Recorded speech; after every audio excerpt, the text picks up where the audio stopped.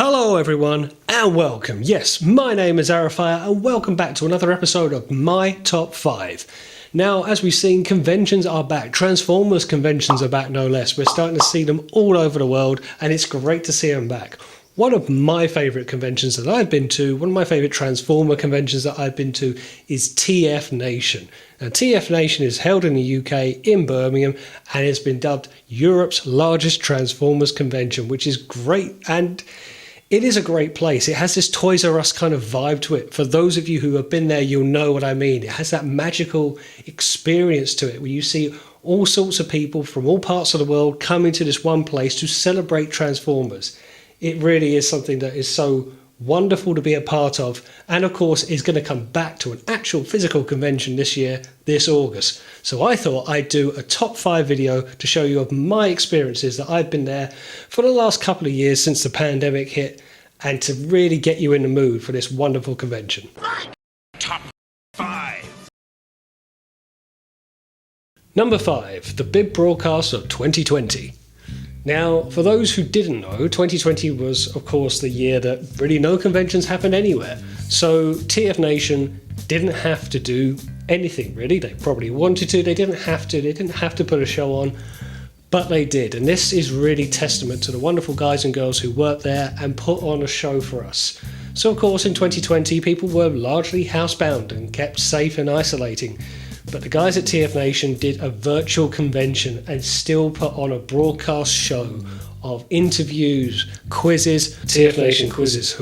So many things that were on. You either had virtual toy fairs with Toy Foo, raising wonderful work for Mary's Meals, wonderful charity there, and all donations going towards that.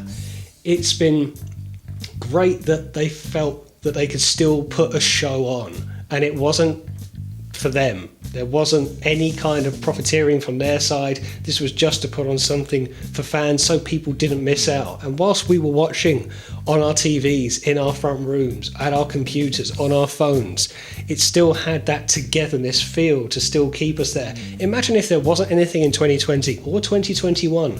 There would just been this long gap from 2019 to 2022. And that's such a long time for what is a wonderful family feel. And these are people that you meet, you want to see them, you want to interact with them. So the fact that they put something on in perilous times at kind of their own expense was, again, just so wonderful. And they really, really should be commended for it. Number 4, the Improvicons 2019.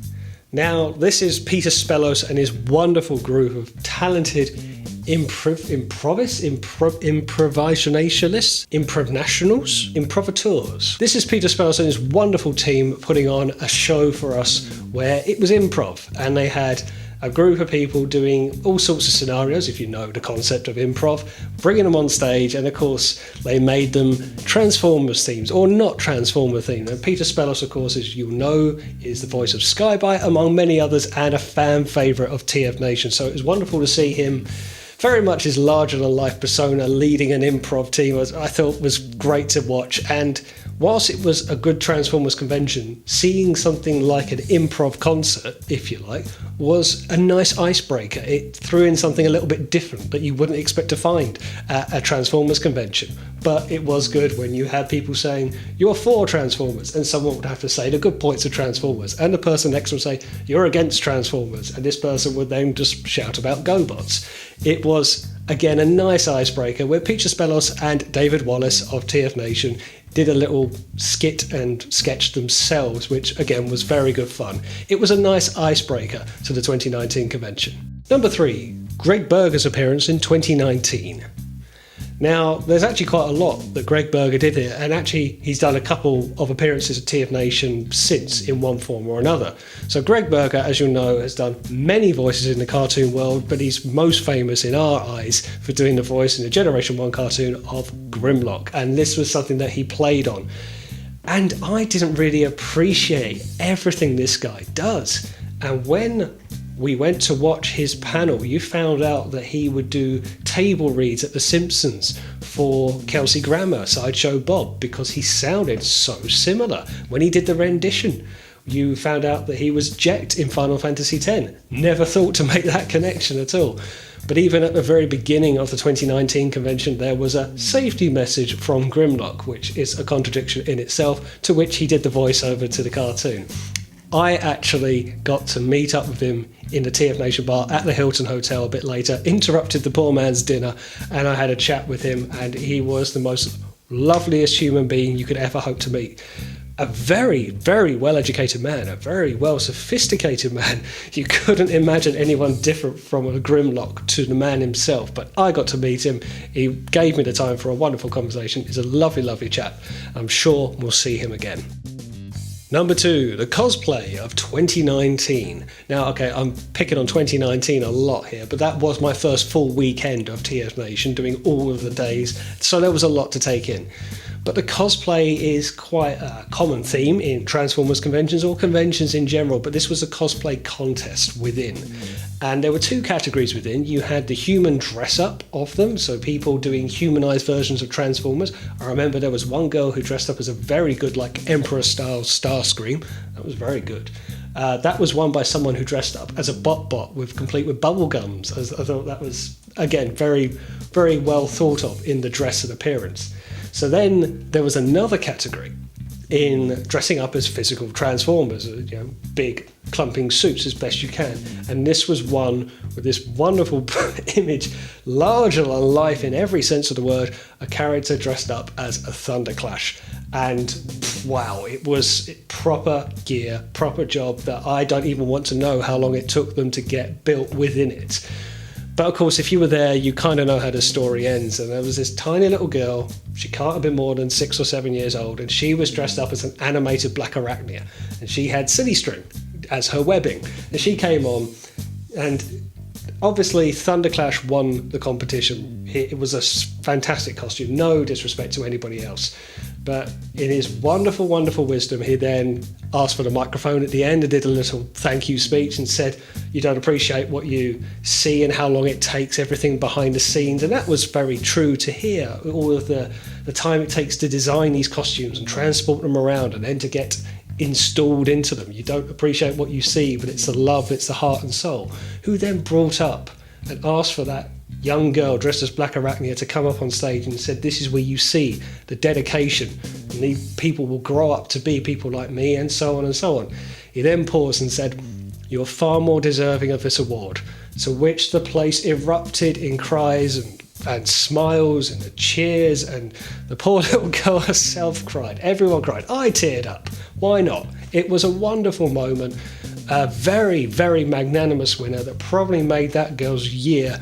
It certainly made my weekend seeing that point. I actually rushed back to the bar, as most people did, to which someone said to me, was there a tear in your eye? Yes, there was. And number 1, the Stan Bush concert of 2018. How could it be anything else? Now, I will say this, whilst this is my favourite TFNation moment, I love the weekend as a whole. The fact that I did the 2019, I did the full weekend and I got to immerse myself. I felt I enjoyed that more. Singular moment-wise, Stan Bush did a concert for TFNation in 2018, where I think it's fair to say, through his own admission, he doesn't have that many songs. He probably played 7 songs.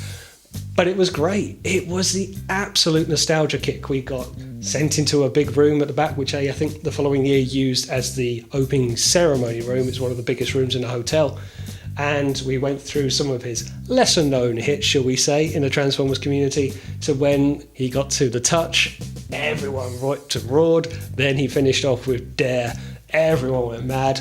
Demanded that the man came back on stage and did an encore of Dare again. Through his own admission by that point, we haven't got that many songs. It didn't matter. It was great fun. Everyone's singing along beyond belief. If you try and watch it back on phones and recordings, it doesn't sound good because everyone's screaming. The sound quality is just too much. But in the moment, being there, listening to a soundtrack from a movie from most of our childhoods, it was brilliant. And I remember coming away from there thinking, how would you top that? In some cases, maybe they haven't. It's not to say they won't. It's not to say they won't give it a good try. But at that particular moment, what is coming up 5 years ago now, that was pretty special.